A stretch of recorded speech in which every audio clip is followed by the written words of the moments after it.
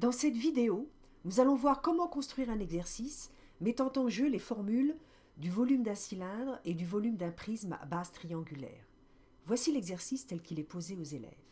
Deux vases de même hauteur sont donnés, l'un prismatique, l'autre cylindrique. Le prisme est rempli d'eau.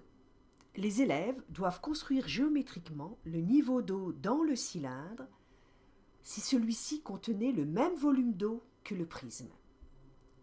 Évidemment, les deux vases sont modifiables. On peut faire varier continuellement leur surface de base de façon indépendante. Pour le cylindre, en déplaçant ce point, pour le prisme, en déplaçant l'un des sommets de la base du prisme.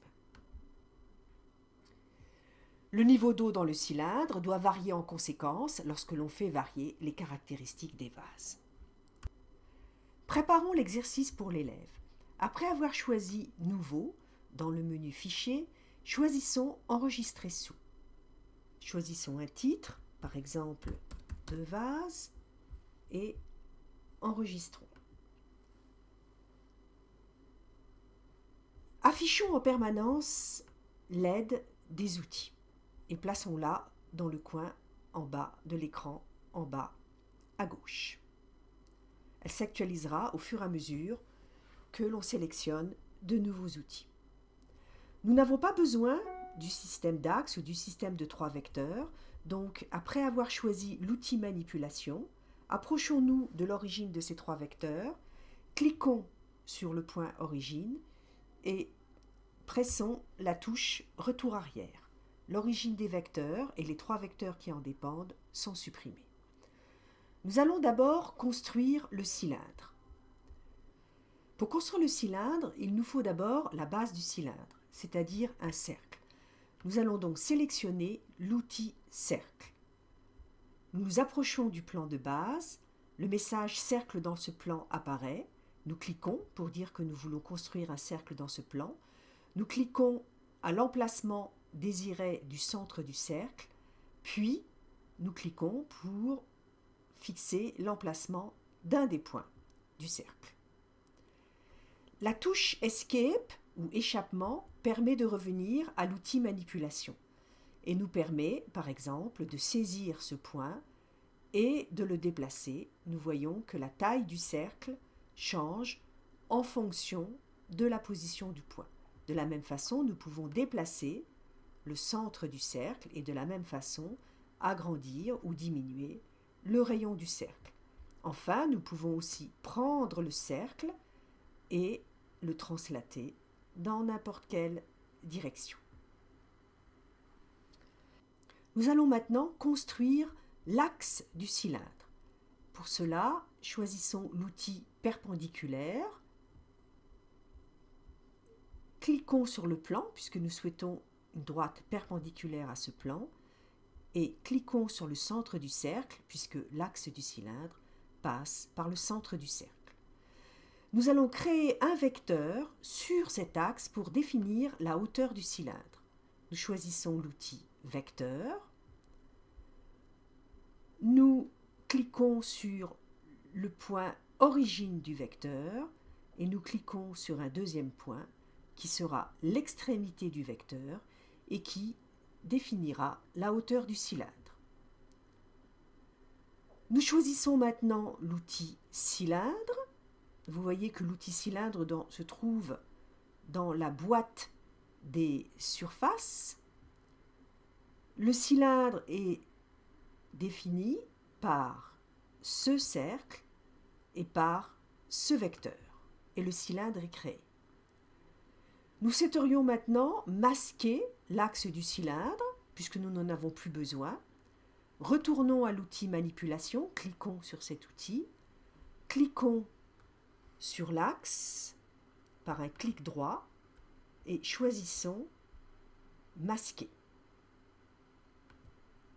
On peut aussi masquer l'axe par un clic sur cet axe et par l'appui CTRL-M ou sur Macintosh, commande M.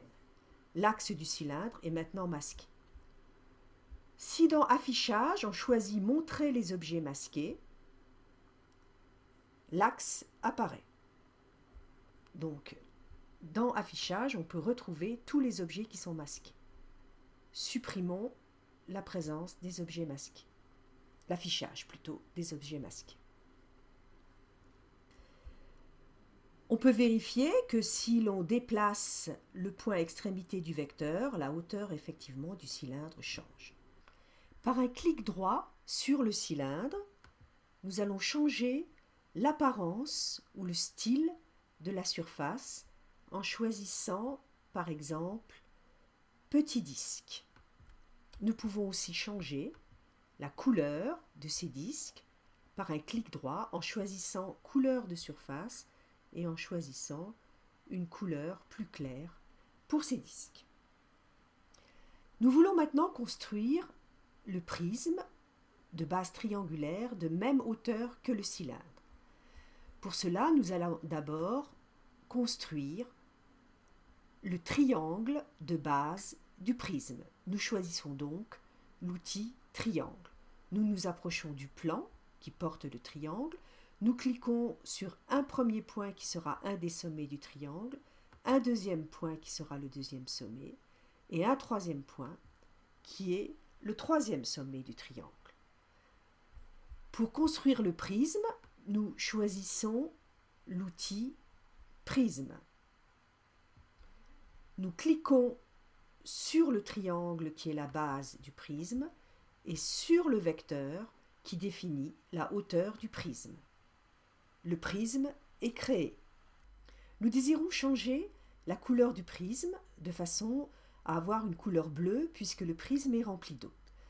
Une façon de faire est d'appuyer sur la touche échappement pour se ramener à l'outil manipulation et de faire un clic droit sur le prisme et de changer la couleur de surface. Une autre façon pour changer la couleur de surface est de choisir dans le menu Fenêtre Attributs. La fenêtre des attributs s'affiche alors. Nous cliquons sur le prisme et nous changeons dans l'item surface, nous changeons la couleur et nous choisissons une couleur bleue pour le prisme. Et nous fermons la fenêtre des attributs et nous cliquons dans l'écran. Le prisme est désélectionné. Nous avons maintenant obtenu la figure qui est donnée aux élèves dans cet énoncé. On peut vérifier qu'on peut faire varier la hauteur commune des deux solides, qu'on peut faire varier la surface de base du cylindre ainsi que celle du prisme. Il ne nous reste plus qu'à écrire l'énoncé pour les élèves. Pour cela, dans le menu Documents, sélectionnons Nouvelle zone de texte, cliquons dans l'écran pour placer la zone de texte et commençons à taper l'énoncé. Voici deux vases de même hauteur. Après quelques secondes, le texte est tapé.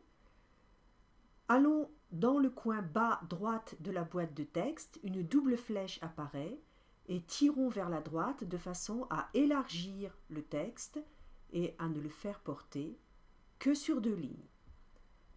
Cliquons dans l'écran. Le fichier est prêt. Ne pas oublier de l'enregistrer dans son état final.